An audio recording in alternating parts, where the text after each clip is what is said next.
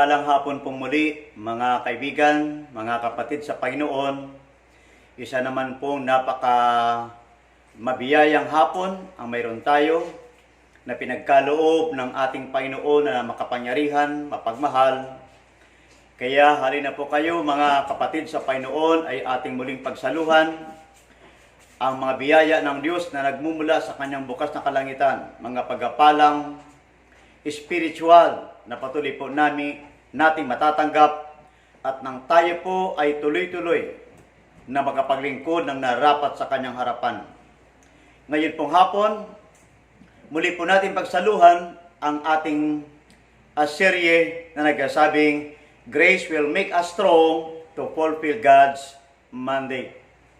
Napag-usapan po natin noong nakaraan ang ilang mga bagay po patungkol sa kung paano at gaano kahalaga ang grasya ng Panginoon at ano ba ang naidudulot nito sa ating mga personal na buhay bilang mga mananampalataya sa harapan ng ating Diyos na dakila. Sabi po natin, yung una po nating pinag-usapan ay it will build us up. Ito ho ay nakapagpapatatag na ilalagay tayo sa mas matibay na kalalagayan. Yan ho ang unang epekto or result ng grasya ng Panginoon habang ito'y ating tinatanggap. Ikalawa ho, it will make us strong. Hindi lamang tayo na ilalagay sa mas tama, kundi tayo po ay pinatitibay nito. Every time we receive it, the purpose of that grace is to make us strong. So it will make us strong.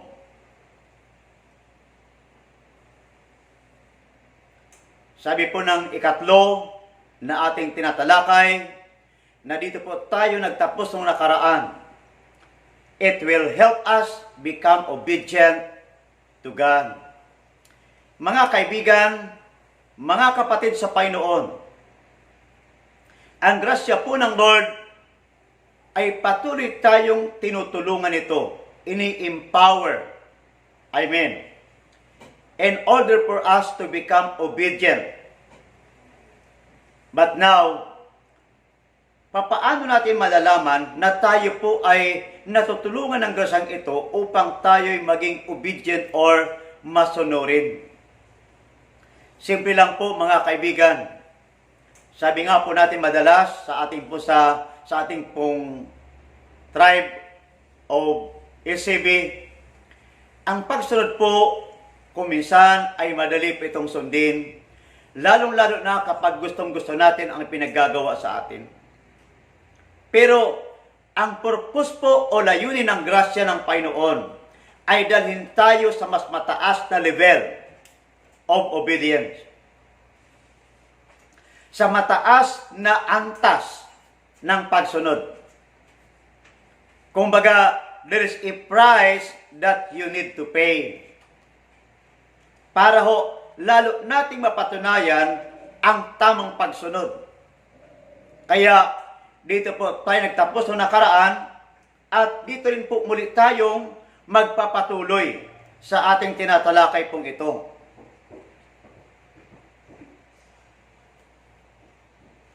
Romans 1:5, through Him we receive grace and apostleship to call all the Gentiles to the obedience that comes from faith to His name's sake.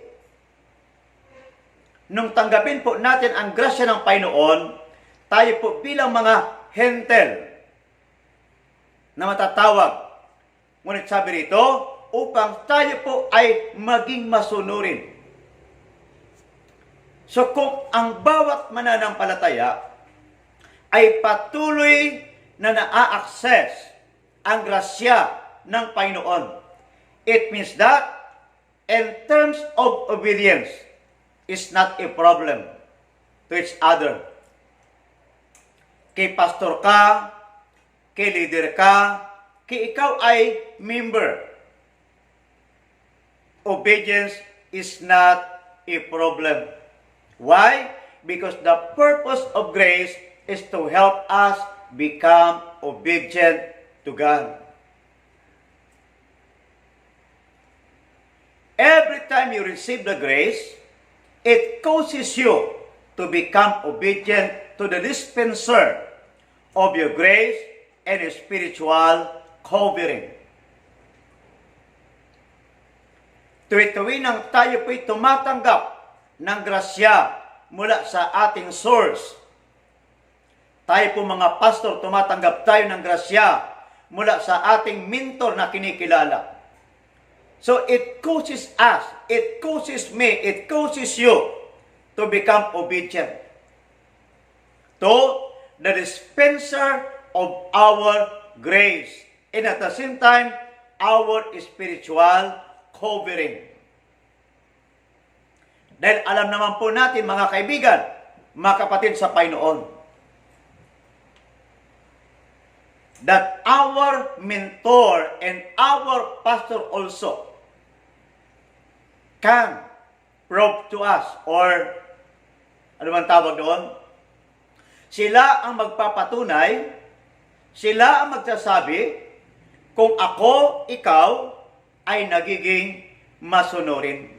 So that's why we need to access and receive the grace from our leader or mentor. Para ho, ang termino po ng pagsunod ay hindi po magiging issue or usapin. 1 Peter 5:5, you younger men, likewise, be subject to your elders, and all of you, clothe yourselves with humility towards one another. For God is opposed to the proud, but gives grace to the humble. So every time we receive the grace from God through our mentor or pastor, it will help us to become humble. Kasi ho, kung minsan, may mga tao ho, may mga mananampalataya, lalong-lalo na kapag inaabot na po nila ang mataas na level ng buhay. Sometimes po, hindi na marunong kumilala ng dapat kilalanin. May naalala ho ako, naturo ng kaibigan natin, pastor. Sabi niya, habang tayo po ay ginagamit ng Panginoon, habang tayo ay pinagpala ng dakilang Ama sa langit, lalo nating patibayin, lalo nating dublihin ang alin? Ang ating maayos na kaugnayan sa carrier ng ating grace. Para ano? Para tayo ay patuloy na maprotektahan. Para tayo ay patuloy na maigay. At ang hindi tayo tangayin ng samot-saring sitwasyon sa mundo pong ito. Kaya tama po si Peter. God opposed the proud, but He gives grace to the humble. Tama pa no? May naalala nga po ako mga kaibigan. Ang kawayan ho, inotice niyo po ang kawayan. Ang kawayan ho, alam naman nating lahat na ang kawayan po, kapag siya po ay mura-mura, napaka-straight niya po. Para siyang sibat na napakatulis pag siya po ay mura pa. Labong kung tawagin. Pero siya po ay napakarupok. Napakalambot niya. Pero ang kawayan, pag siya po ay yumuko na, iyan po ay magulang na. It means that mature.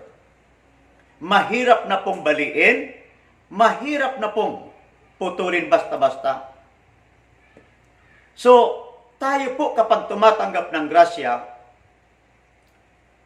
tayo po kapag tuloy-tuloy na tumatanggap ng grasya, not only the spiritual grace, but also the material, and even in our ministry na ginagampanan, ginagalawan. Every time we receive the grace from our pastor and mentor, it will help us to become humble. Marunong pa rin tayong kumilala lagi ng tama. Marunong pa rin tayong tumanggap ng ating sariling pagkakamali. Halimbawa man tayo ay nagkamali. Tama po mga kaibigan? Amen? Kasi may mga tao na sa halip na magsabing sorry, hindi po nila kayang gawin yon.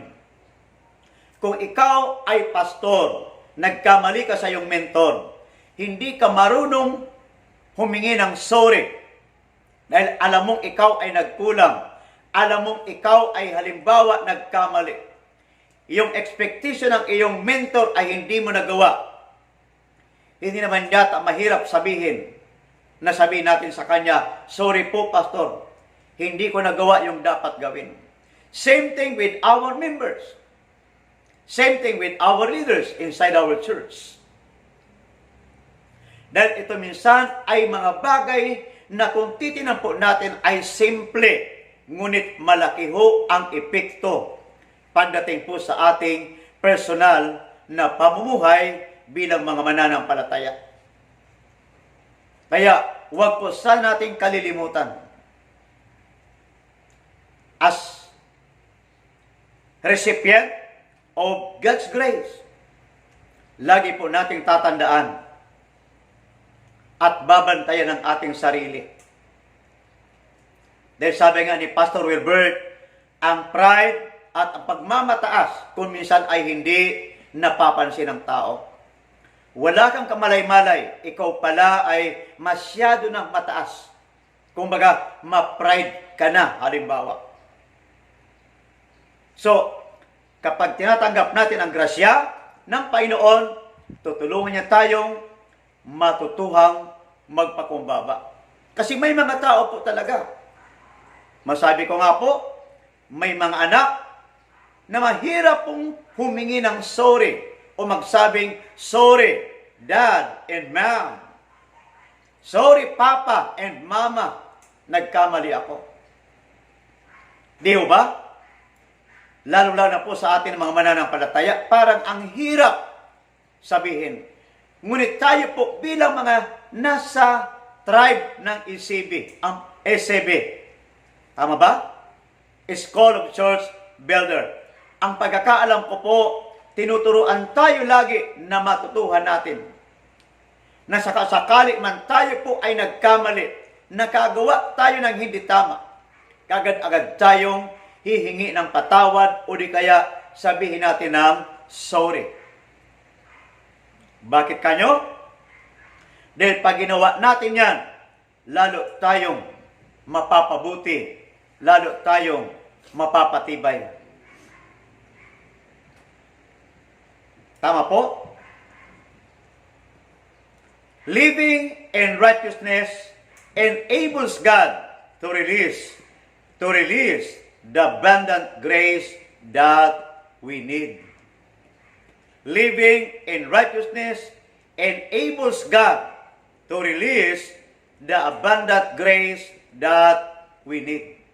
Habang tayo po ay nagsisikhay, nagpupunyagi, nagawin ang kalooban ng Panginoon, nagpupunyaging mamuhay sa katuwiran niya. Bagamat kung minsan ay mahirap mag-adjust, mahirap magbago, but we need to live in God's righteousness in order for God to release the abundant grace we need in this life. Kasi kapag patuloy natin nagagawa ang mga bagay pong ito, patuloy natin tinatanggap ang grasya ng Panginoon, aba, ang layo po ng ating maaabot. Ang layo po ng ating maaabot. Even our neighbor, magtitiwala po sila sa atin. Bakit ho? Sapagkat kilala nila na tayo po ay mga taong matuwid ang pamumuhay. Matuwid ang buhay. Ngayon, tingnan naman po natin ang ikaapat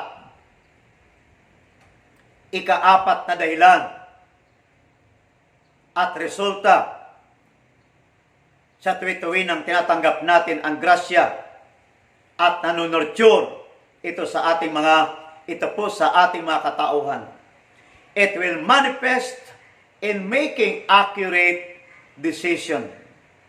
Ito po ay nagmamanifesto upang makagawa tayo lagi ng tamang decision. Bakit kanyo? Kasi may mga pagkakataon po na talagang kailangan po natin na dumisisyon ng tama. Lalong-lalo na sa panahon ng crisis ng buhay. Correct? Sa panahon po natin ito ng pandemic, apektado ho ang maraming tao.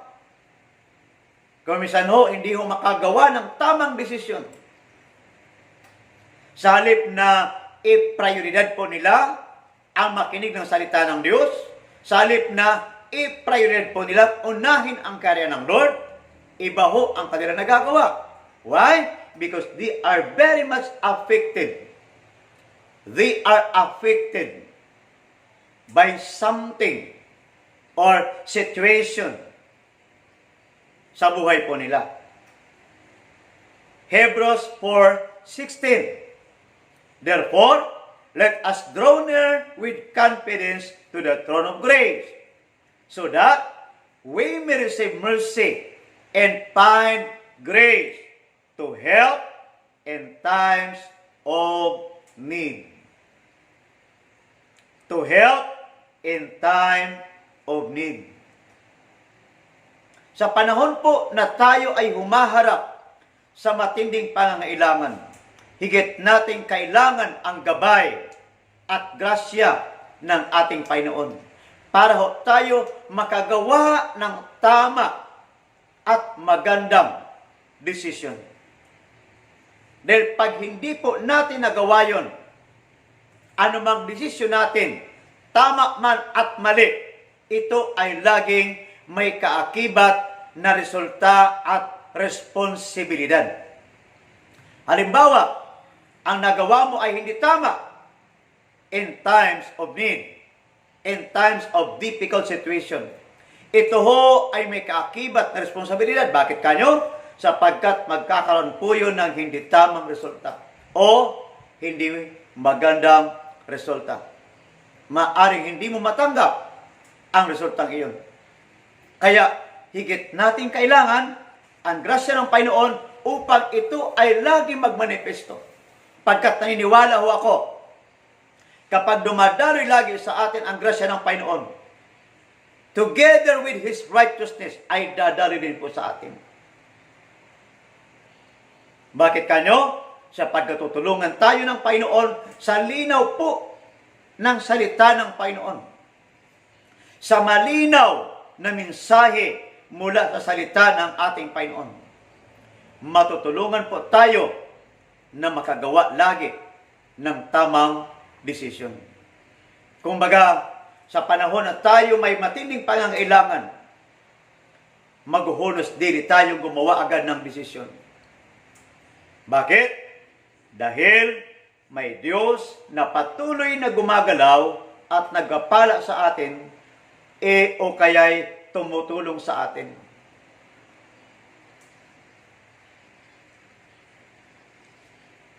Katulad na lamang po ng nangyari sa ating Panginoon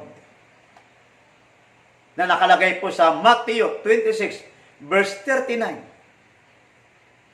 Ito ho ay isang madugong kalalagayan. Dahil alam po ni Jesus na ilang oras na lamang o araw siya po ay papanaw sa isang tilay miserableng kalalagayan. Alam po niya ang magiging epekto o resulta ng kanyang gagawin na pag-honor o pagsunod sa kalooban ng kanyang Ama.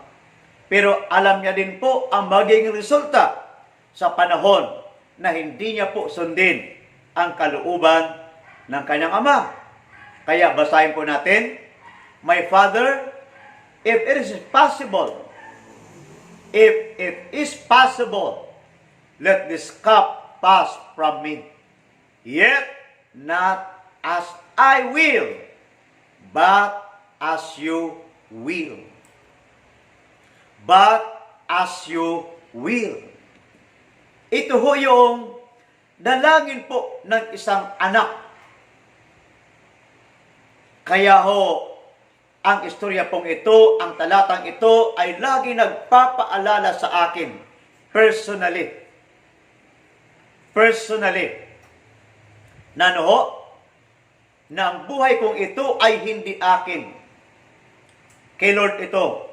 So, ibig sabihin, wala ho ako dapat na sarili pong decision in terms of living before His eyes. Katulad nyo rin po, mga kaibigan kong pastor, mga sumusubaybay lagi, mga nanonood lagi sa live stream na ito o live streaming na ito tuwing alas 5 ng hapon. Tinuturuan po tayo lagi ng Panginoon na matutuhan nating galangin lagi ang kalooban ng Diyos na dakila.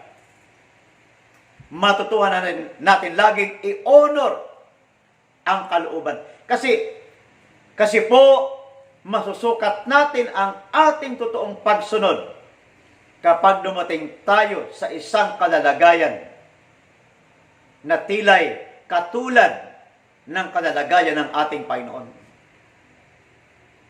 Dito ho, masusukat ang pino nating kaisipan at ang pino nating pag-uugali at ang pino nating desisyon. Subalit, nagbigay po ang Panginoon ng isang napakalinaw na pattern sa atin po ng mga mananampalataya. Kung ang pastor mo pa lamang ay hindi mo na kayang i-honor, pastor mo pa lamang hindi mo na kayang sundin, pastor mo pa lamang hindi mo na kayang pakinggan, pastor mo pa lamang ay hindi mo na kayang bigyang pansin, papaano natin magagawa? Papaano mo gagawin na ipailalim ang iyong sarili sa kalooban ng Panginoon? Kung sa pastor mo pa lamang, sa leader mo pa lamang, hindi mo na magawa na i-yield ang iyong will, ang iyong kalooban. Kasi madali po nating i-yield ang ating will, ang ating kalooban, kapag tayo po ay nasa magandang sitwasyon ng buhay. Nasa magandang level ang ating pamumuhay. But how about if we are in a bad situation?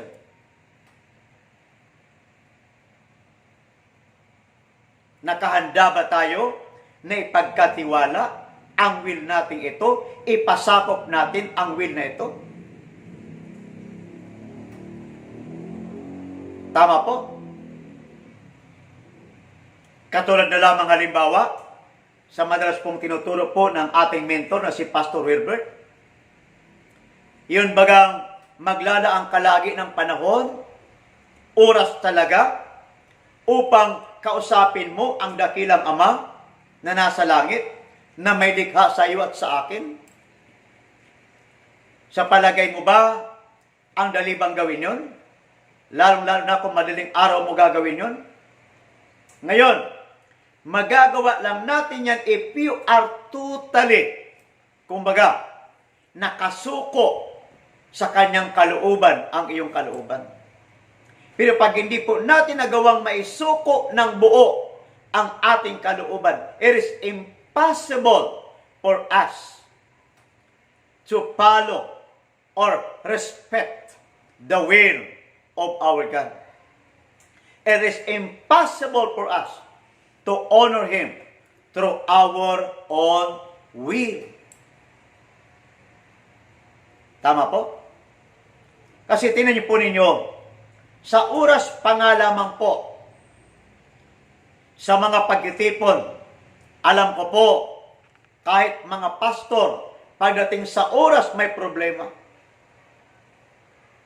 Kung alin pa yung gawain para sa Diyos, pagdating sa oras may problema. Why? Because of their own will. Na hindi po nakasukong lubusan. Lalong-lalo na po, pag ang mga pastor magtitipon, nako talaga. Dito nga po sa amin, dito sa aming probinsya, pagdating sa pagtitipon, lalo na kung may oras, sabi ng mga iba, madalas kong marinig, kung 9 o'clock daw po ang pagtitipon, dapat sabihin ng 8 o'clock ang pagtitipon. Para may allowance na 1 hour. Kasi pag linagay na 9, darating po ng 10. Kaya dapat ilagay ng 8 para dumating ng exactly 9. Can you imagine that? Kung ganun po ang mga taong mananampalatayang katulad natin, sa oras pa lamang po ay hindi natin kayang pangatawanan. Kasi tayo naman talaga ang madalas na nasusunod pagdating sa decision making in terms of time. Amen po? Maging sa money matter, same thing din po. Tayo ang nasusunod. Bakit kanyo? Because for us, it is very hard to surrender our will. Why? Simple lang. Maaari talagang hindi natin natatanggap ang grasyang dapat nating matanggap. At hindi po natin lubhang naiintindihan kung gaano kahalaga sa harapan ng Lord ng pagiging nating masunurin o di kaya'y patuloy nating pag-yield ng ating sarili sa kamay ng ating Panginoon. Amin po mga kapatid. Itong talataong ito ay pinapaalalahanan tayo lagi. Kaya even in my personal prayer, nasasabi ko rin po ang talatang ito, Lord, not my will. Because I believe the will of God is better than my own. The will of God is better than my own will.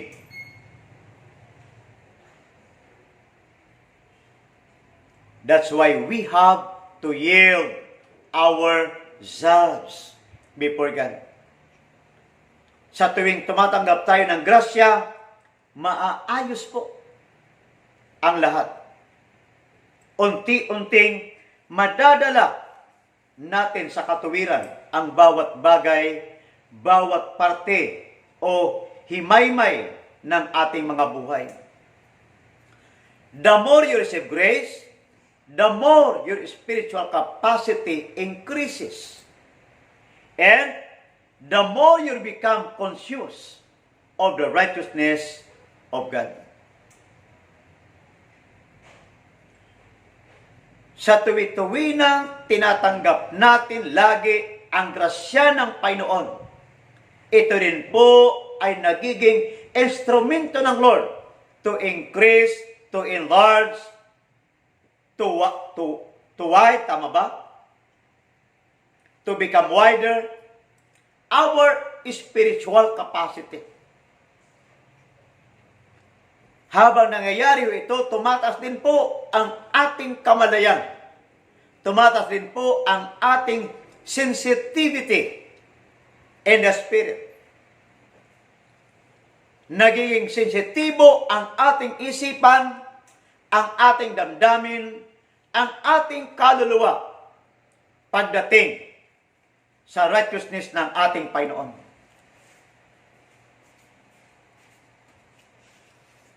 Narinig ko rin po sa pangaral, maging ng ating mentor, na nagsasabi, only the spiritual mind can comprehend the spiritual thing. Only the spiritual mind can receive the spiritual thing. Kaya, totoo po na kailangan natin ang grasya ng Panginoon kasi habang tinatanggap natin ito, tumataas po dahan-dahan ang ating kapasidad at ang ating kamalayan pagdating po sa katuwiran ng ating Panginoon.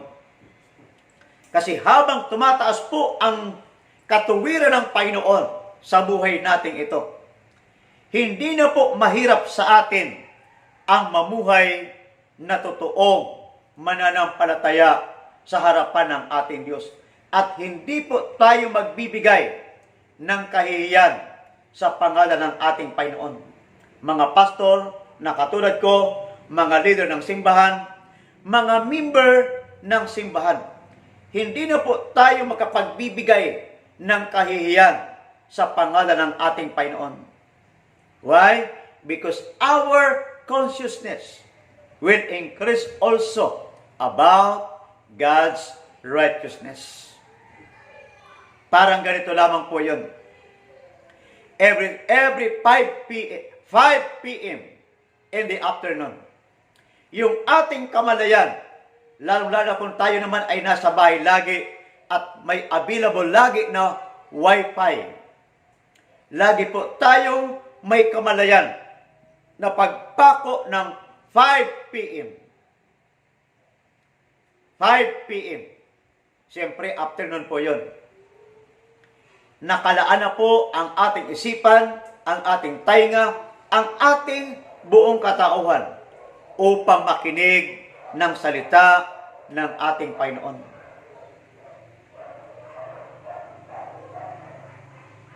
Ngayon,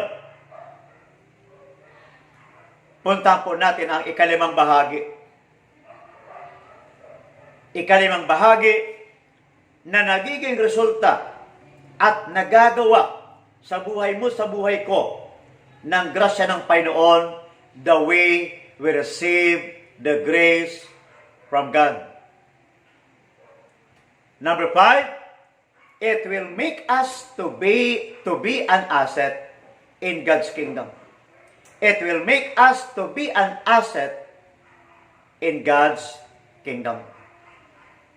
Kapag ka pala patuloy mong tinatanggap ang grasya mula sa iyong mentor, mula sa iyong pastor, if you are leader, member of the church, ang ginagawa nito, pinapanday ka, tinutulungan ka, inaalalayan ka, upang ikaw ay maging totoong yaman, asset ng kaharian ng Panginoon. Dahil kung minsan po, may mga tao sa loob ng simbahan, hindi po asset. Kung minsan din po, may mga pastor na hindi po asset. Tingnan po ninyo. Pagdating po sa blessing, halimbawa, mamimigay ng blessing, naku, kahit hindi mo imbitahin, ang daming taong pupunta. Kasama na roon ang mga taong kumikilala sa ating Panginoon. Pero, pagdating po sa responsibilidad ng pag-usapan, halimbawa, kanyo, may mentoring, halimbawa, kanyo, may seminar, mayroon pong tinatawag na registration, mayroon tinatawag na contribution, mayroon tinatawag na responsibilidad. Aba, doon natin minsan masusukat. Asset ba sila? Kayamanan ba sila? Kasi mahalaga, importante ng bawat isa sa atin na mga kumikilala sa Panginoon, maintindihan natin kung bakit andyan ka na kabilang sa simbahan ng Panginoon, kasi inaasahan ka ng Diyos na ikaw ay magiging pagpapala or asset. Saan? Sa kanyang iglesia o simbahan. Ikaw bilang leader, inaasahan ka ng Diyos na magiging pagpapala ka sa iyong pastor. Maging blessing ka, maging asset ka sa kingdom ng ating Panginoon. Kung baga, maalala palang pangalan mo ng iyong pastor, tuwang-tuwa na siya. Why? Because you are an asset. You are the asset of God's kingdom. Pero pag hindi ka asset, isa lang ibig sabihin yan. Sakit ka ng ulo. Sakit ka ng ulo ng iyong pastor. Bigat ka sa kanyang pakiramdam. Tama po? Di ba minsan may mga tao, dahil sa hindi po sila asset, hindi po sila marunong mag-volunteer ng kanilang sarili. Bagamat mayroon silang pwedeng maitulong, mayroon silang pwedeng magawa na maganda at tama. Pero dahil hindi po sila nakaabot sa pagiging asset, kaya mahihirapan kang makita yung ganong katangian, yung ganong kakayahan. Pero kailangan po nating maintindihan to, na ikaw ako nilagay ng Lord sa kanyang simbahan upang maging pagpapala ka, maging grasya ka, katulong ka. Saan? Sa ikatatatag, ikagaganda, ikaiigaya, ikasasaya ng presensya ng ating Panginoon. Bakit? Dahil ikaw ay asset. Ephesians 3, 2, 7, and 8. Tingnan po ninyo ito, mga kaibigan. Surely, you have heard about the administration of God's grace that was given to me for you. I became a servant of this gospel by the gift of God's grace given me through the working of His power. Although I am less than the least of all the Lord's people, this grace was given me to preach to the Gentiles the boundless riches of Christ. Ano po ang sinasabi ni Saint Paul?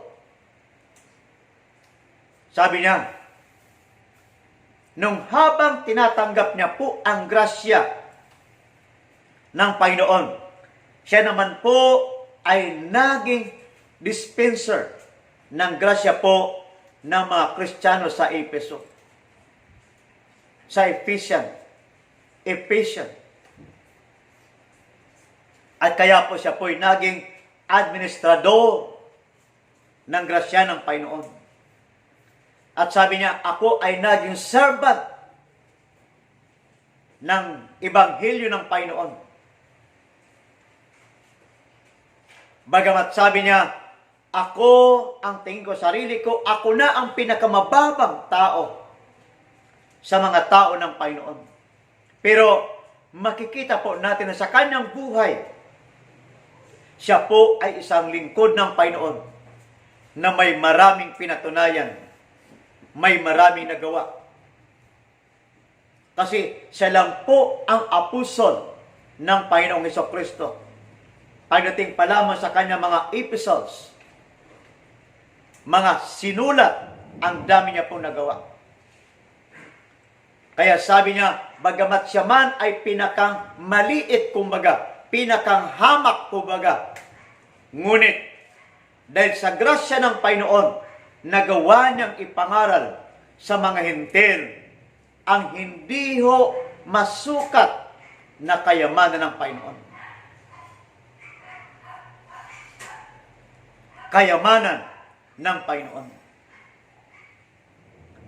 As of now ho, masasabi ko at pupili ko ring sabihin sa hapong ito na ang Diyos talaga ay may mayamang grasya at pagpapala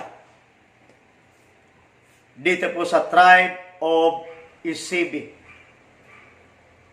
Bakit kanyo?